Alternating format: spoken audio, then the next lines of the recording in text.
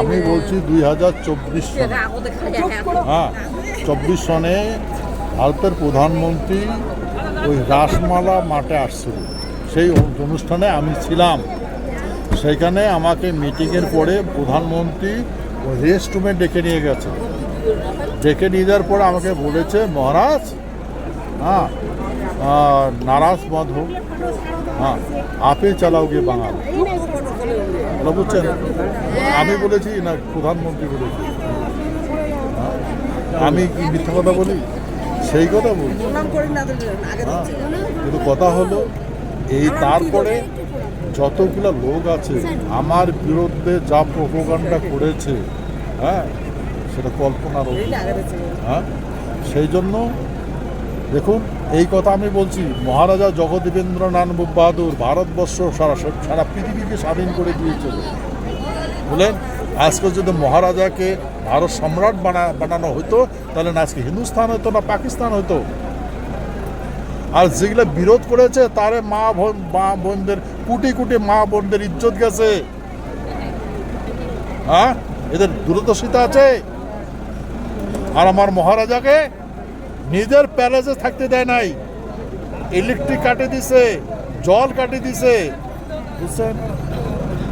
মহারাজা যে সারা পৃথিবীকে স্বাধীন করে দিল, সমস্ত পৃথিবীর দেশ। আচ্ছা তোমরা চিন্তা করে দেখো, মহাত্মা গান্ধী নেহরুর আন্দোলনে ভারতবর্ষ স্বাধীন হয়েছে, বাকি রাষ্ট্রগুলো কেউ স্বাধীন হলো? মানে কোন মহাত্মা গান্ধী ছিল, কোন নেহরু ছিল? ওই জন্য আমার মহারাজা চার্টার অফ অ্যাক্ট যুদ্ধ করার পরে, নানের সাথে যুদ্ধ করার পরে হিটলার এবং আজাদিন ফৌজকে ডিস্ট্রয় করেছে। হ্যাঁ, এই আজাদিন ফৌজ নেতাদের বাপের তাগত আছে নাকি অর্গানাইজ করে ফৌজ বানায়? সব ভারত ব্রিটিশের সৈন্যটা, ব্রিটিশের সৈন্য। স্যার বলছো শোনো, ব্রিটিশের সৈন্যকে জার্মান নিয়ে গেছে বন্দি বানায়, আর সেই জার্মানে নেতাজিকে দিছে, আর নেতাজি সেটাকে অপব্যবহার করেছে। বলেন, কিন্তু আমাদের পূর্বপুরুষে মহারাজা জগদীবেন্দ্রনাথ বাহাদুর কোনো আজাদিন ফৌজকে দণ্ড দেয় নাই। আজকে যদি আমি গভর্নমেন্টের বিরুদ্ধে একটা পিস্তল দেখাই, আমাকে এনকাউন্টার করবে কিনা বলেন?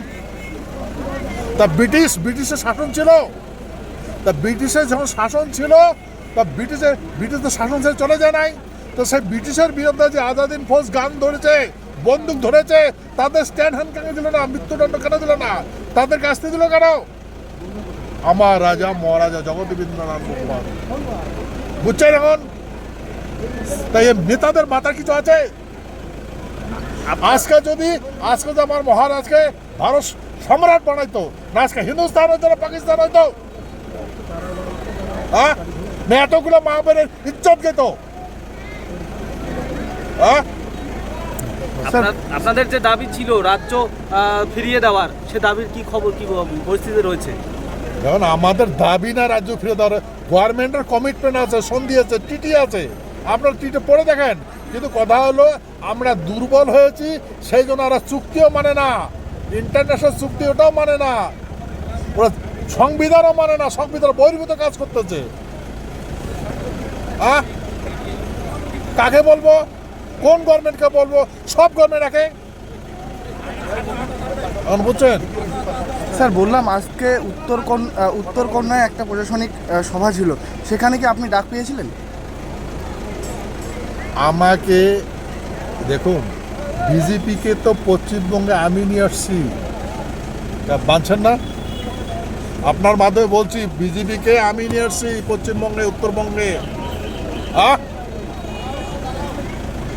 আর সরকার হয়েছে, আমাকে কুত্তাকে পুছে, আমাকে পুছে না। আর আমি কথা বলে একটা, আমার সঙ্গে অন্যরকম ইয়ে করে, অন্য প্রোপাগান্ডা করে। তবে কার কথা ধরবো, কার কথা বিশ্বাস করবো, এরকম করে আমাকে ডিস্ট্রয় করে দিয়ে। স্যার, কোথাও কি খারাপ মনে হচ্ছে, খারাপ পাচ্ছেন? ভাই, আমি বেঁচে আছি শুধু বাবা মার দয়ায়, বুঝছেন?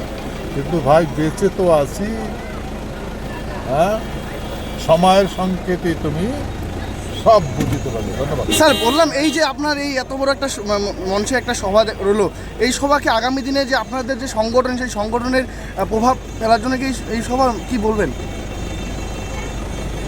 দেখুন, আমাদের লোকরা রাষ্ট্র কী জিনিস বুঝে না, সংবিধান কী জিনিস বুঝে না, কৃষ্টি কালচার কী জিনিস বুঝে না, ভাষা কী সেটা বুঝে না, খাদ্য প্রণালী কী বুঝে না, হ্যাঁ, কোনটা অ্যাভয়েড করতে হয়, কোনটা খাইতে হয়, কোনটা প্রোডাকশন করতে হয় জানি না। মানুষের বুদ্ধি ধরে সব শেষ হয়ে গেছে, মস্তিষ্ক বিকৃত হয়ে গেছে। সেই জন্য এখন এটা নিয়ম এরকম।